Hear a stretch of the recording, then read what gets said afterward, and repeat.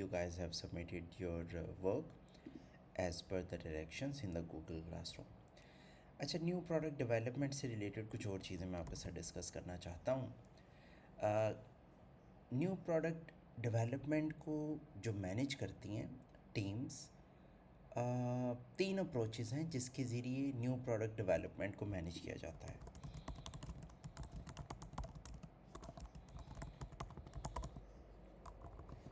एक होती है भाई customer centred view.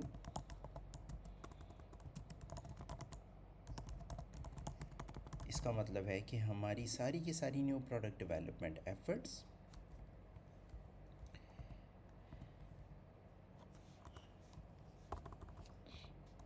Are revolving around the customer.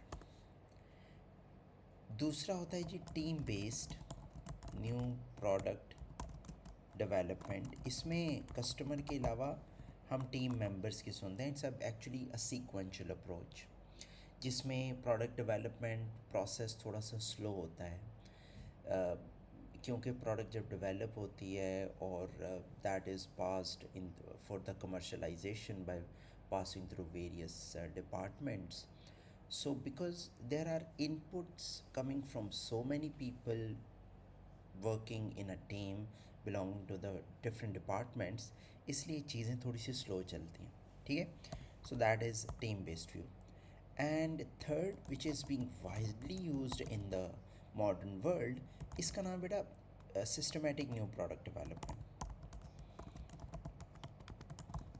Systematic new product development actually outlines preset rules and procedures, जिससे ये पता चल जिसमें आइडिया जनरेशन से लेके प्रोडक्ट की कमर्शलाइजेशन तक डेडलाइंस होती हैं. मुख्तलिफ डिपार्टमेंट से लोग काम करते हैं but they are being on the same page. देखें, डाइवर्सिटी जहाँ पे होगी when people are working from the different backgrounds and they are working together, then conflict is common. इसका ये मतलब है कि ऑर्गेनाइजेशन का चैलेंज नंबर 1 ये होता है to smoothen the communication flow amongst और बिटवीन द डिपार्टमेंट्स. अब ये कैसे कम्युनिकेशन फ़्लो को जो है वो स्मूदन किया जाता है. देखिए, बहुत सारे स्टूडेंट्स आप में से even being belonging to the 6th semester still they are unable to communicate with so many of their classmates. Why? Because of the communication gap. अब यहाँ पे एक टीचर अपना रोल प्ले करता है. वो कहता है आपको, वो कहता है कि यार students need to interact with one another. तो फॉर एग्जांपल मैं आपके ग्रुप्स बना देता हूँ मिक्स एंड मैच करके. तो इसमें क्या होगा, the communication will become much easier and while talking to each other you will be able to develop certain type of trust between each other, जिससे टीम वर्क ज़्यादा बेहतर हो जाएगा. अनटिल और unless you don't know each other, so आपने सिर्फ perceptions बनाई हुई है ना. तो इसी तरह ऑर्गेनाइजेशंस क्या करती हैं सिस्टमैटिक न्यू प्रोडक्ट डेवलपमेंट में, before letting people work together they conduct various ice breaking sessions. Ice breaking sessions का ऑब्जेक्टिव ये होता है so that every team member comes on the same page and develop trust towards one another. ठीक है. अच्छा, ये एक particular concept रह गया था and I thought it's important to talk about it, so that's why we discussed it a bit. अच्छा भाई, हमारा एजेंडा नंबर 1 आज के सेशन का, उसके ऊपर चलते हैं. इसका नाम है PLC, product life cycle. Product life cycle को आपने ऑलरेडी अपने कोर्स में डिस्कस कर लिया. I also talked about it in one of the classes. तो प्रोडक्ट लाइफ साइकिल की 4 स्टेजेस होती हैं. सबसे पहले इंट्रोडक्शन होता है, फिर ग्रोथ होती है, फिर मैच्योरिटी और फिर डिक्लाइन. ये इंट्रोडक्शन फेज़ है, ये ग्रोथ फेज़ है, ये मैच्योरिटी फेज़ है और ये डिक्लाइन फेज़ है. अच्छा, इसके बारे में हम बात कर चुके हैं. मैंने आपको ये बताया था कि भाई प्रोडक्ट लाइफ साइकिल दुनिया में जो भी जिस तरह इंसान है ना वो आया है और उसने you come into this world, that is introduction. You grow with the passage of time, that is growth. उसके बाद आपकी एज पर्टिकुलर टाइम में मैच्योर हो जाती है. इवेंचुअली मैच्योरिटी के बाद आप बूढ़े होने लग जाते हैं and you die. Same happens to the products. तो हमने जहाँ पे बात की थी डिफ्रेंसीशन की, इनोवेशन की, हमने बात की थी कंपैरेटिव एडवांटेज की. There and then I told you कि organizations need to innovate continuously. Even in yesterday's session we talked about it, and I told you that innovation is not a one time process, it's a continuous process. Why? Because your new product needs is going to die with the passage of time. तो organisation innovation के ज़रिए क्या करती हैं बेटा? Organisation innovation के ज़रिए अपनी प्रोडक्ट लाइफ साइकिल को एक्सपेंड करती हैं. मेचोरिटी के बाद डिक्लाइन आने लगा तो आईफोन 16 लॉन्च हो गया, उसकी ग्रोथ मेचोरिटी डिक्लाइन आने लगा, आईफोन 17 लॉन्च हो गया. And you see this growth phase has been expanded continuously with the passage of time. So this is power of product life cycle. हमारा आज का ऑब्जेक्टिव ये है कि ये जो डिफरेंट 4 स्टेजेस हैं, इन इंट्रोडक्शन, ग्रोथ, मैच्योरिटी और डिक्लाइन, इसको आपने मार्केटिंग फंडामेंटल के कोर्स में तो समझ लिया. एज अ मार्केटियर हमारे पास कौन कौन सी स्ट्रेटजीज अवेलेबल हैं to implement on each stage of the product life cycle. जब आप इंट्रोडक्शन में हैं तो आपको क्या करना चाहिए, जब आप मेचोरिटी फेज़ में हैं, ग्रोथ में हैं, तो आपको क्या करना चाहिए, जब मेचोरिटी फेज़ चल रहा है तो what are the ideal strategies to do, and eventually when decline stage चल रहा है तो तब आपको क्या करना चाहिए. Product life cycle gives us 4 lessons.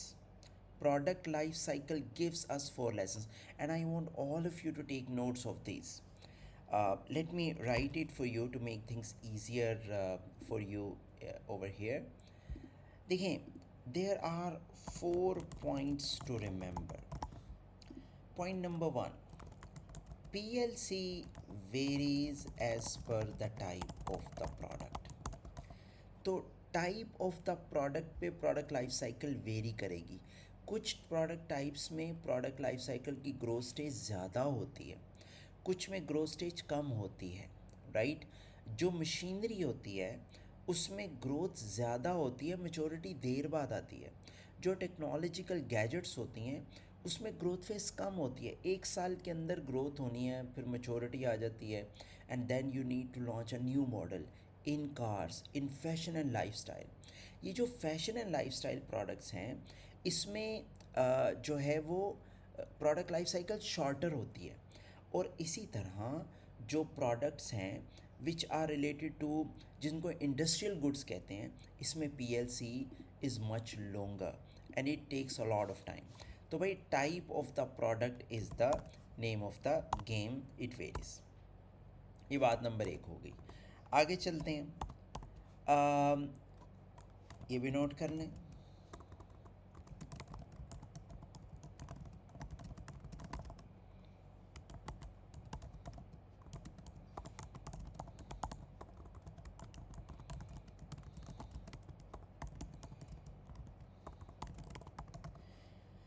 ये ज़रूरी नहीं है, देखें, जो भी इंसान दुनिया में आता है तो ज़रूरी नहीं है कि उसने, बच्चे ने बड़े भी होना है, उसने जवान भी होना है, उसने बूढ़े भी होना है. बहुत सारे बच्चे पैदा होते ही फोत हो जाते हैं. इसी तरह बेटा बहुत सारी प्रोडक्ट्स लॉन्चिंग के थोड़े अरसे में ही फोत ख़त्म हो जाती हैं. बहुत सारे बच्चे जब बड़े हो, ग्रोथ हो रही होती है तो एकदम कोई वाक़या होता है and they happen to be sad demise. Similarly, products which are launched in the market may be during the growth stage they die due to many factors. इसी तरह बहुत सारे लोग मेचोरिटी में जाके फोत हो जाते हैं. Similarly, products also die. बात समझ रहे हैं? तो ये ज़रूरी नहीं है कि एक प्रोडक्ट ने चारों फेजेस PLC के फॉलो करते हैं. No. So that is the second point to remember, that it may or may not follow all the stages of the product life cycle. ये 2 पॉइंट्स हो गए. तीसरे पॉइंट मैं जो ऑलरेडी बता चुका हूँ उसको यहाँ पे लिख देता हूँ कि हर प्रोडक्ट लाइफ साइकिल की स्टेज की अपनी पर्टिकुलर सेट ऑफ स्ट्रेटजी होगी, but have their own specific PLC strategies.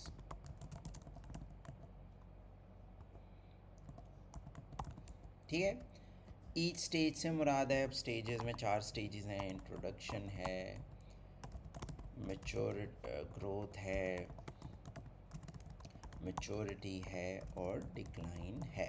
ठीक है भाई, 3 बातें हो गई. और चौथी और आखिरी बात ये है, एक जब नई प्रोडक्ट होती है ना,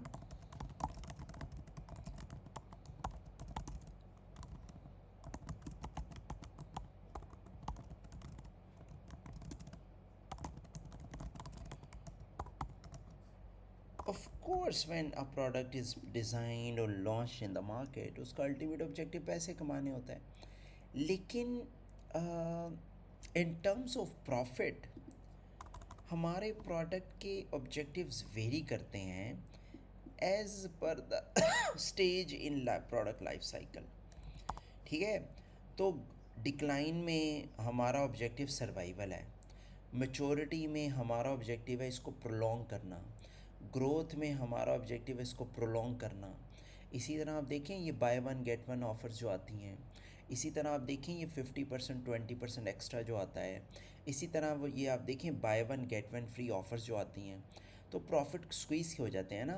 ऑब्जेक्टिव इसमें एक ही अचीव करना होता है हमने, ऑब्जेक्टिव ये अचीव करना होता है भाई कि हमारी इस पर्टिकुलर प्रोडक्ट लाइफ साइकिल में हमारी ऑब्जेक्टिव क्या है। These are 4 points to remember, please have a look before we move ahead.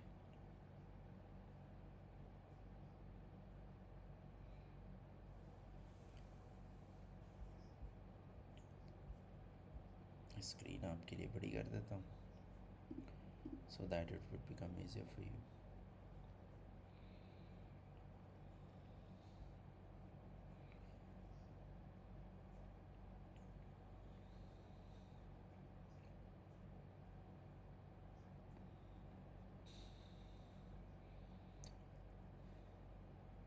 ये जो पहला पॉइंट है PLC varies as per the type of the product, तो टाइप ऑफ द प्रोडक्ट को जहन में ले आओ। इंडस्ट्रियल प्रोडक्ट और कंज्यूमर प्रोडक्ट्स, इंडस्ट्रियल प्रोडक्ट के लिए पीएलसी ज़रा लंबी होगी, कंज्यूमर प्रोडक्ट्स के लिए शॉर्टर होगी। इसी तरह कन्वीनियंस प्रोडक्ट के लिए और पीएलसी होगी, शॉपिंग के लिए और, स्पेशलिटी के लिए और अनसॉर्ट प्रोडक्ट्स के लिए कुछ और होगी। So that's that. Okay, let me show you something. यहाँ तक क्लैरिटी आ गई hope. So if you have any questions please write them down and we will discuss address your questions later. अच्छा, एक तस्वीर मैं आपके साथ शेयर करना चाहता हूँ, please have a look at that. So beautiful picture, just take a moment to understand. आप ये देखें, इस पिक्चर में हमारे पास जो डिटेल्स मौजूद हैं, let's quickly have a look what are those details.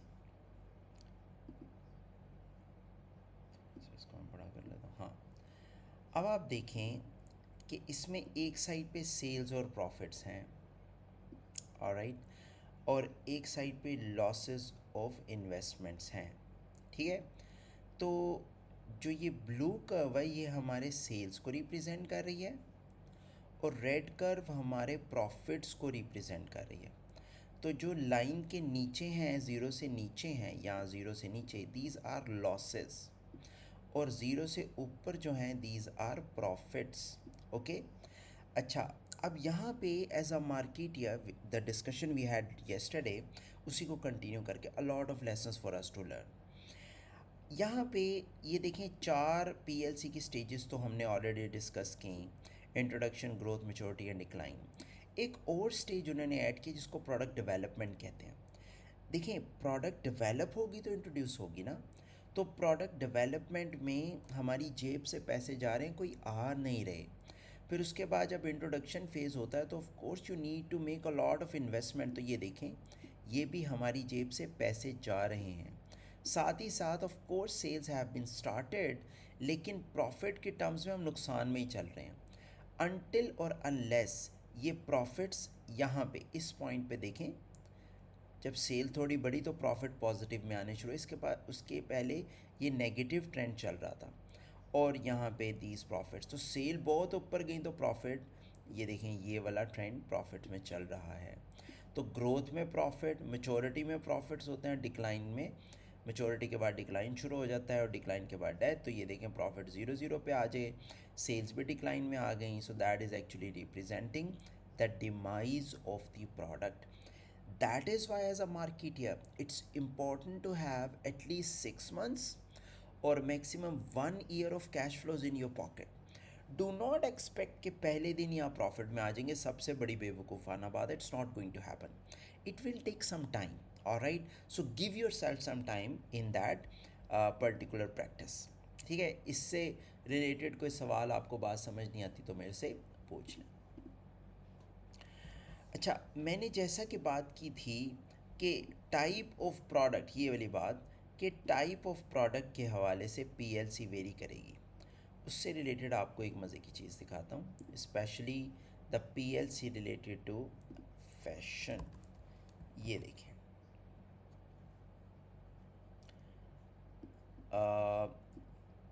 Have a look, ये पीएलसी है for style fashion and fads. Fad ऐसी चीज़ें होती हैं जो बड़ी जल्दी से ख़त्म हो जाती हैं, उसको फैट्स कहते हैं।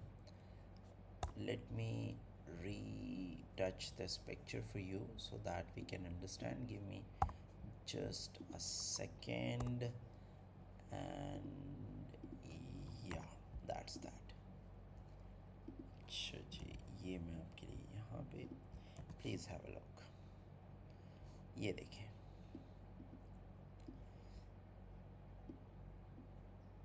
अब यहाँ पे आप नोट करें कि स्टाइल में वक्त के साथ सेल्स ऊपर जाती हैं फिर नीचे आती हैं, so it's a to and fro motion. Fashion में trend will come and trend will go, so it follows the same PLC as of before।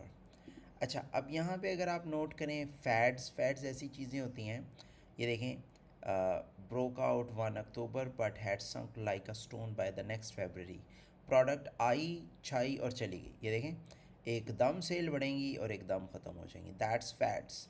सो एकदम से दे आर इन एंड एकदम से they are out, so these are fads. It's like, अब देखिए ना, जो ball आप यहाँ से थ्रो करेंगे इस डायरेक्शन में तो that ball will go for, लेकिन अगर आप उस बॉल को इस डायरेक्शन में थ्रो करेंगे तो ये इसी तरह ऊपर जाएगा और एकदम नीचे आएगा, so these are fads actually, okay. So that was for your just information PLC related to fashion and styles. अच्छा, अब मैं नेक्स्ट आपको कुछ एक खूबसूरत पिक्चर आपकी बुक में से दिखाने लगा हूँ, that is related to strategies, PLC related strategies at 4 stages of the PLC. तो मार्केटियर के पास कौन कौन सी ऑप्शन होती हैं, मैं ये चाहता हूँ कि आप इस पिक्चर को देखें। Okay, beautiful beautiful, alright. अच्छा भाई, यहाँ पे देखें, ये 4 स्टेजेस हैं, इंट्रोडक्शन की, मैच्योरिटी की और डिक्लाइन की। हाँ, बेहतर हो गया व्यू थोड़ा सा। ये देखें, ये इंट्रोडक्शन है, ये मैच्योरिटी है, ग्रोथ, मैच्योरिटी और ये डिक्लाइन है, ठीक है। अच्छा, सेल्स देखें, इंट्रोडक्शन में लो सेल्स हैं, ग्रोथ में रैपिडली राइजिंग हैं, मैच्योरिटी में पीक सेल का ट्रेंड चल रहा होता है और डिक्लाइन में डिक्लाइनिंग सेल्स। कॉस्ट को अगर देखें तो high cost, average cost, low cost per customer आती है, फिर लो कॉस्ट पर कस्टमर आती है।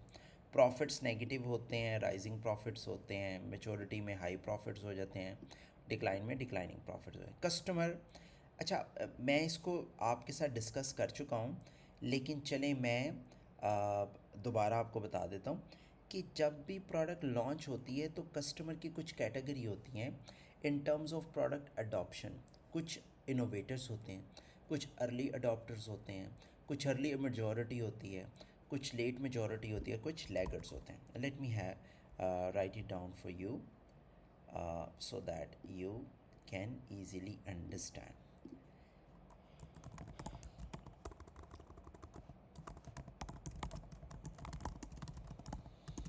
Product adoption,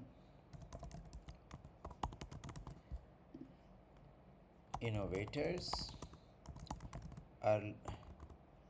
early adopters, early majority, late majority and laggards.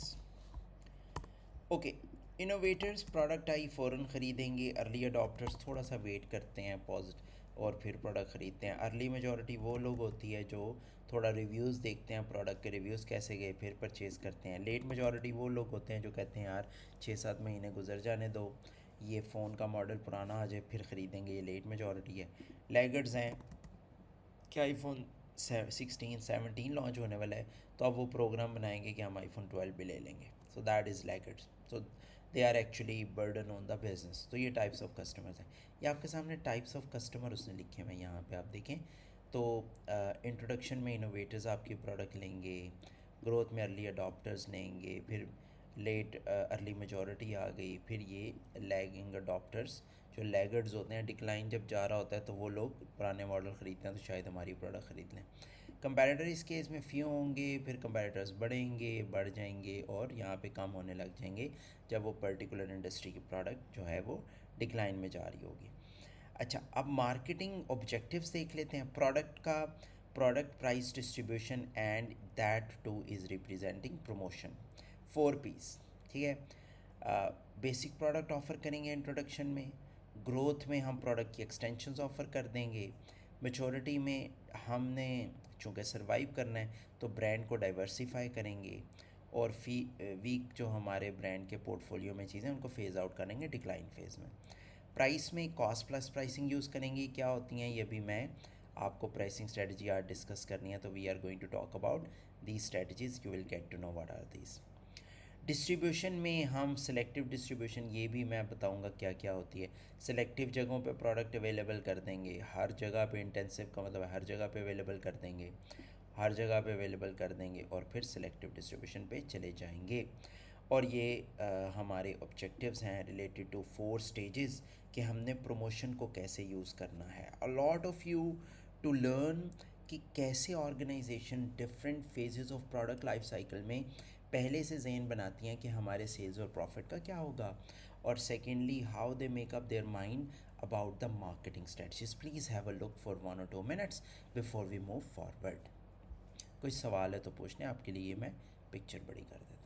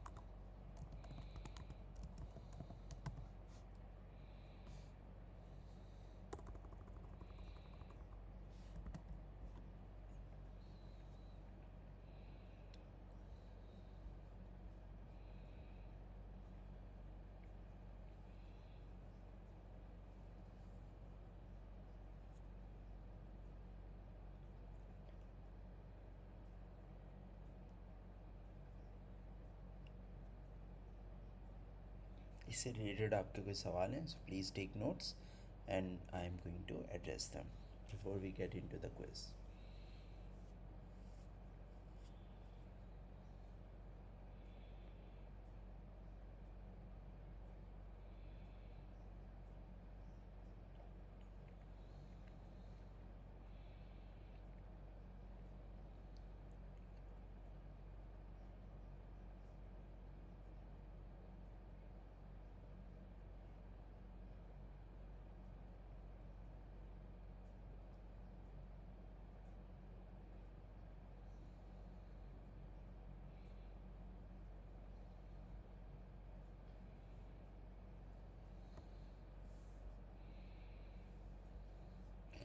Okay, I hope you have got the gist of it. So let's move on and let's get into our next topic, which is pricing. Pricing की बात करते हैं. Let me make a statement here. The statement is,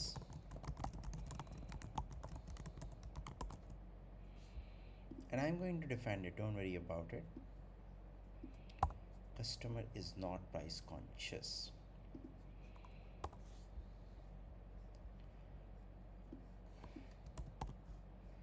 Do you agree or disagree? Let me open a small poll to see what your answers are. Just give me a second. Just give me a second.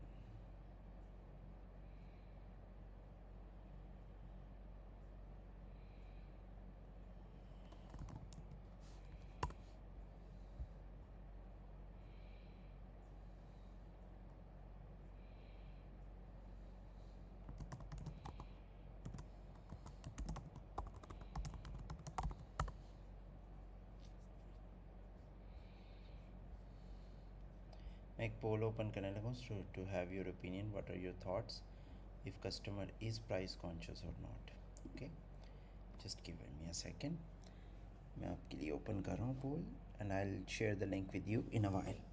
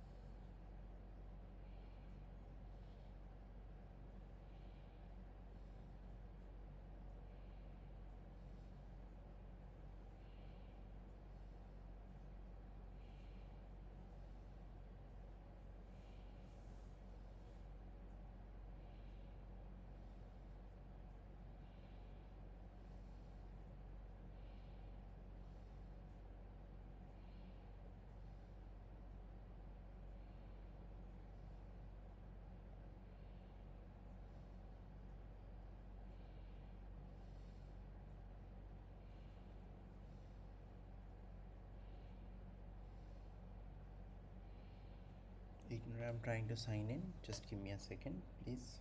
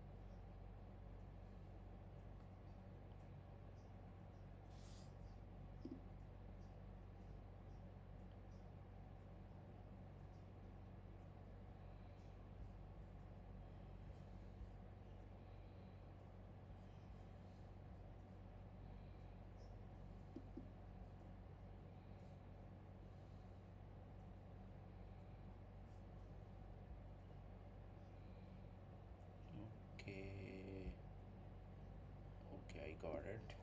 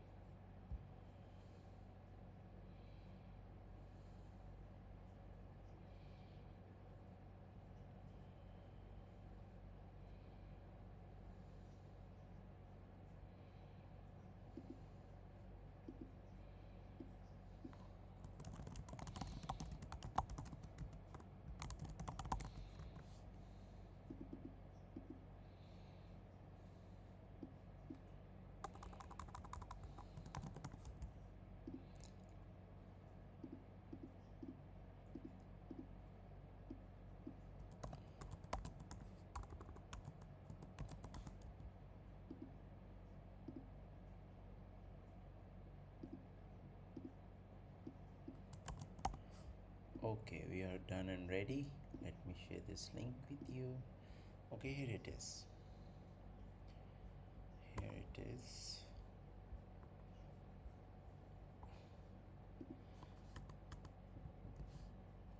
ये इस link पे चले जाएं. I'm going to share the same link with you in Google Classroom. You have it.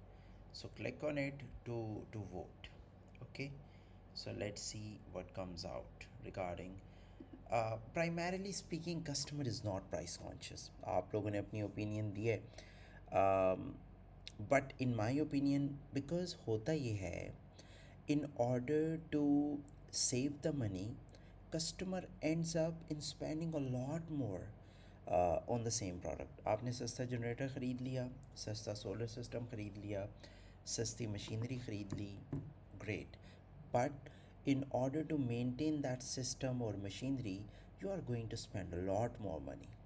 So, in that premise, in my humble opinion, customer is not price conscious. Customer is value conscious. Customer price के पीछे नहीं भागता. Customer cheap चीज़ नहीं लेना चाहता. Customer wants to get the good deal, high value in the best price. So, yes, the right statement, correct statement to go about it is customer is not price conscious, customer is value conscious. All right, so this is a word to start with in order to open your minds कि सिर्फ price आपके जहन में आता है कि यार price कम कर दो तो बस बहुत अच्छी सेल कर लोगे, ज़रूरी नहीं है. अच्छा, इस स्लाइड्स में यहाँ पे कुछ प्राइसिंग स्ट्रेटजीज़ यहाँ पे शो हुई हैं, जैसे कि कॉस्ट प्लस प्राइसिंग है, फ्लां प्राइसिंग है. तो समझ लेते हैं. प्राइमरीली 4 तरह की प्राइसिंग स्ट्रेटजीज़ होती हैं.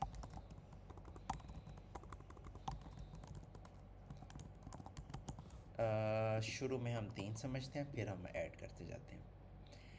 अज्यूम करते हैं कि आपने प्लान बनाया कि let's open a burger shop और let's open a fast food shop. आपने प्लान बना लिया. When you make up this plan, तो आपके पास आपने क्या किया, सबको ब्रोशर ले आए. आपने देखा कि एवरेज बर्गर की जो प्राइस है ना सबकी, वो है लेट्स से 500 रुपीज़. ठीक है. अब आपके पास 3 ऑप्शन हैं. नंबर 1, आप ही 500 रुपये का बर्गर बेचते हैं, आप सस्ता बेचते हैं, आप महंगा बेचते हैं. ठीक है. So either you are selling on the same price, lower price, और you are going selling on the higher price. अगर आप प्रोडक्ट को सेम प्राइस पे बेच रहे हैं एज योर कंपैरेटर्स, इसको कहते हैं कंपैरेटिव प्राइसिंग स्ट्रेटजी. अगर आप अपनी प्रोडक्ट को कंपैरेटर से लोअर प्राइस पे बेच रहे हैं, इसको कहते हैं पेनिट्रेशन प्राइसिंग स्ट्रेटजी. आप ऑलरेडी इसको डिस्कस कर चुके हैं अपने फंडामेंटल मार्केटिंग के कोर्स में. I am just giving you a quick revision और रिव्यू. अगर आप अपनी प्रोडक्ट को हायर प्राइसेस पे बेच रहे हैं, तो इसको कहते हैं प्राइस स्कीमिंग प्राइसिंग स्ट्रेटजी. ठीक है. अपने कंपैरेटर्स जितनी, अपने कंपैरेटर से कम और अपने कंपैरेटर से ज़्यादा. इसके अलावा भी प्राइसिंग स्ट्रेटजी होती है, जैसा कि अगर आप यहाँ पे गौर करें, यहाँ पे तो यहाँ पे ये वर्ड यूज़ हुआ है जिसका नाम है कॉस्ट प्लस प्राइसिंग. ठीक है.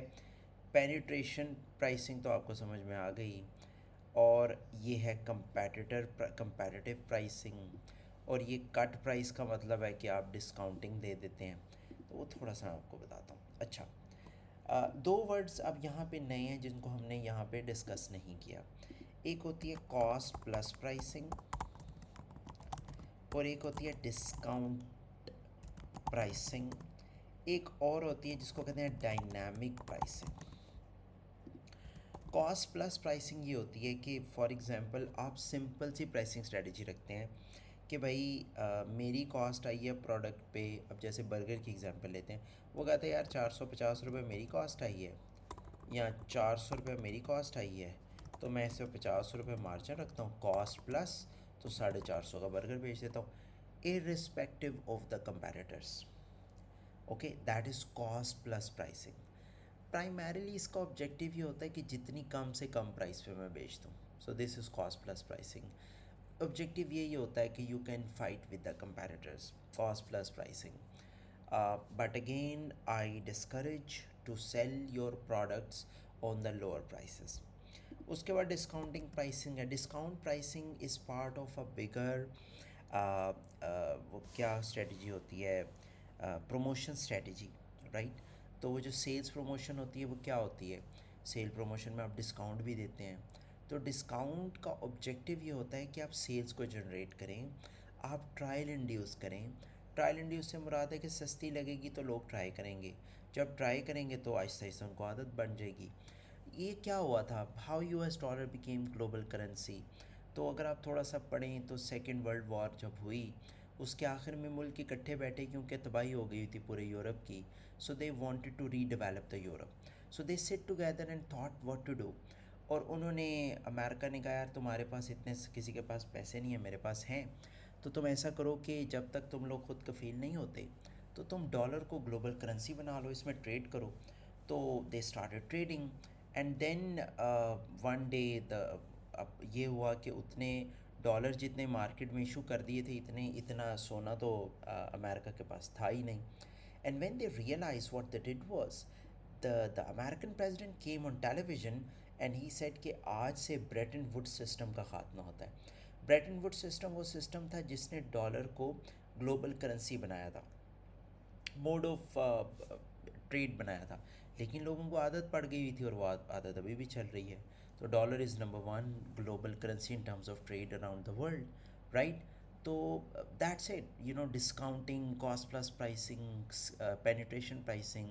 ऑब्जेक्टिव ये होता है कस्टमर को आदत डाल दें। जब ये लॉन्च हुई थी इन ड्राइव, आप सब लोगों ने यूज़ किया, राइड हेलिंग सर्विस है। When it was launched, they used the penetration pricing strategy. Objective ये था कि लोगों को सस्ती ऑप्शन दें और जब इनको आदत पड़ जाएगी प्राइसेस बढ़ा देंगे। And they did the same thing. अब आपको आदत पड़ गई हो गई हुई है, रेयरली किसी के मोबाइल में इस टाइम ऊबर होगी या करीम होगी, लेकिन आप सबके मोबाइल में इन ड्राइव और येंगो है। सो आपको आदत उसने डाल देना। तो डिस्काउंट प्राइसिंग भी यही होती है कि आप एक ओरिजिनल प्राइस जिस पे बेच रहे हैं उस पर कुछ डिस्काउंट ऑफ़र करते हैं। ऑब्जेक्टिव ये होता है टू इंड्यूस द ट्रायल, ताकि कस्टमर ट्राई करे और उसको आदत पड़े। इसके अलावा प्राइसिंग स्ट्रेटजी है डायनामिक प्राइसिंग। डायनामिक प्राइसिंग को आप सीज़न बेस्ड प्राइसिंग भी कह सकते हैं। तो आपकी pricing with the passage of time very करती है, राइट। तो that is called dynamic pricing. आज कुछ है कल कुछ है, डायनामिक प्राइसिंग। सीज़न में कुछ है, आउट ऑफ सीज़न कुछ है, डायनामिक प्राइसिंग। तो हो सकता है प्रोडक्ट की डिमांड आउट ऑफ सीज़न कम है, उसको बेचने के लिए तुम प्राइस पे कम कर दो, डिस्काउंट लगा दो।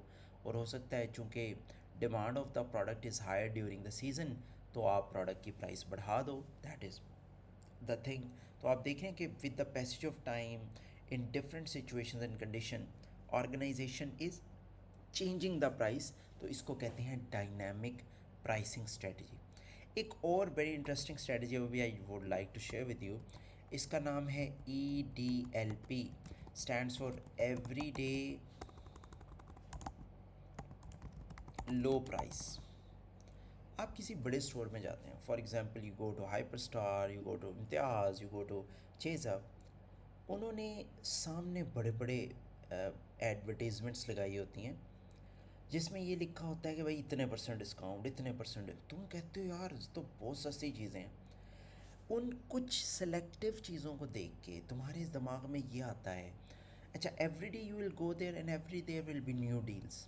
आपके दिमाग में ये आता है इधर तो सब चीज़ें बहुत सस्ती होंगी, तो वो कुछ चीज़ें सस्ती लगा के बाकी बहुत सारी चीज़ों पे तुमसे अच्छा प्रॉफिट कमा लेते हैं।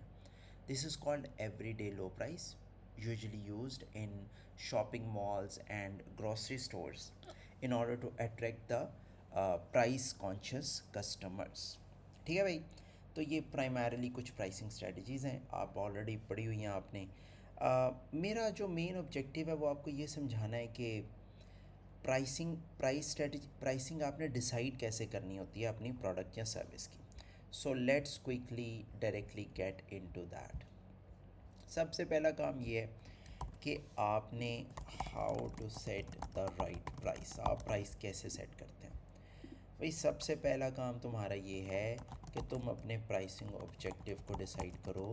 तुम अचीव क्या करना चाहते हो, मार्केट शेयर अचीव करना चाहते हो, प्रॉफिट कमाना चाहते हो, या सेल्स बढ़ाना चाहते हो। To start with, market share increase करना चाहते हो, प्राइस को कम रखोगे। प्रॉफिट कमाना चाहते हो, प्राइस को ज़्यादा रखोगे।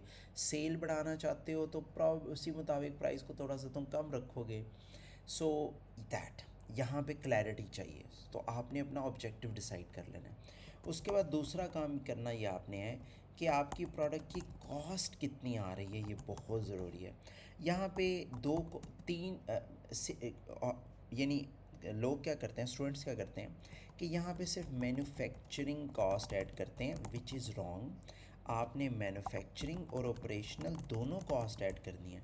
देखें, मैन्युफैक्चरिंग तो वह जितने की बनी है, उसके बाद आपने अपने एम्प्लॉय जिन्होंने बनाई उनकी सैलरी भी तो देनी है, आपने टैक्स भी देने हैं, आपने अगर बैंक से पैसा लिया हुआ उसमें इंटरेस्ट भी देना है, आपने बिजली के बिल भी देने हैं, आपने गैस के, तो ये ऑपरेशनल कॉस्ट भी है ना। तो कॉस्ट ऑफ द प्रोडक्ट से मुराद है मैन्युफैक्चरिंग प्लस ऑपरेशनल कॉस्ट। इसलिए आप जो इसी तरह आप जो मार्केटिंग वगैरह कर रहे हैं वो भी ऑपरेशन कॉस्ट के अंदर आएगी। तो ये आपकी कॉस्ट निकल आई प्रोडक्ट की, दो काम हो गए। उसके बाद आप कंपेटिटर्स को देखते हैं यार कि वो क्या प्राइसिंग फॉलो कर रहे हैं। इसकी बेस पे आप अपनी प्राइसिंग स्ट्रेटजी बनाते हैं कि आपने पेनिट्रेशन प्राइसिंग करनी है, स्किमिंग करनी है, कौन सी करनी है। और फिर आप डिसाइड कर लेते हैं फाइनल प्राइस कि हमारी फाइनल प्राइस क्या होगी। ठीक है, this is the easiest way for you to understand at this point कि how to set the right price. एक मेरे जहन में और भी प्राइस आ गई, इसको कहते हैं साइकोलॉजिकल प्राइसिंग। साइकोलॉजिकल प्राइसिंग जैसे $1099 का जनाब आईफोन मिल रहा है, तो वो आपके जहन में होता है कि $1000 का, हालांकि $1100 है ये। This is also one type of the pricing strategy. ठीक है, so these are some famous pricing strategies which you should no.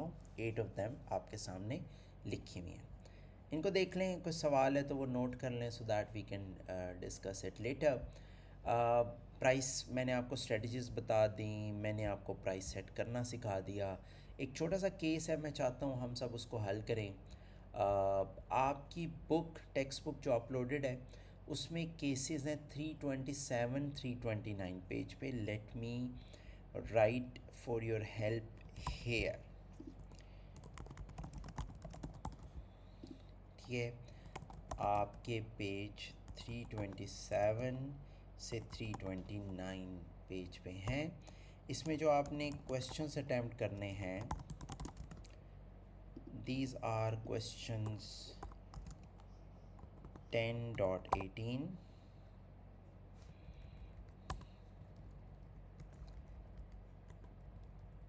और 10.21 एंड 10.22।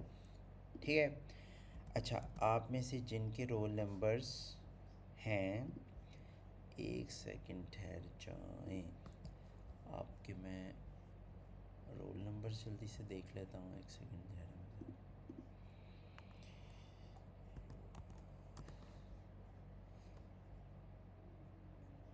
रोल नंबर वाइज मैं दे देता हूँ ना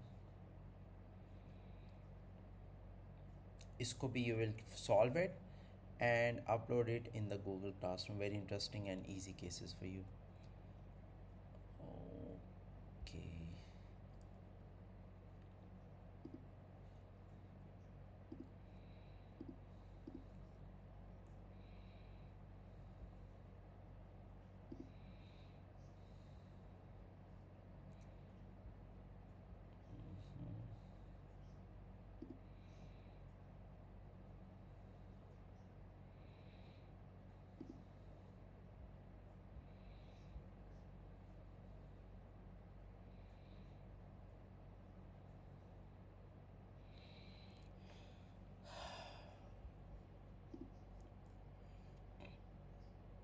अच्छा भाई, आपके ना मैं नाम ले लेता हूँ स्टूडेंट्स के, आप अपना नाम सुने और उसके मुताबिक अपनी आपने इन सवालों को हल करना है।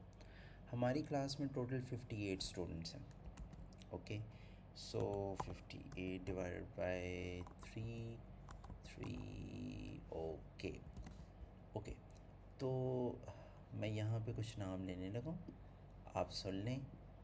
स्टूडेंट्स एहतशाम खालिद, सवेरा, अली हैदर, इकरा नूर, आलिया रज़ाक, मोहम्मद अब्दुल्ला आमिर, अमामा इंशा भट्ट, अहमद शहज़ाद, मोहम्मद उस्मान शाहिद, राफ़िया निसार, मोहम्मद हुज़ैफ़ा, ईशा असग़र, मुईज़ अफ़ज़ाल अहमद, मुस्कान अकरम, मोहम्मद बसाम, शाइक कमर, मोहम्मद अमीर हमज़ा, मोहम्मद हसनैन और अब्दुल सुबहान। ये करेंगे सवाल 10.1818। ठीक है जी।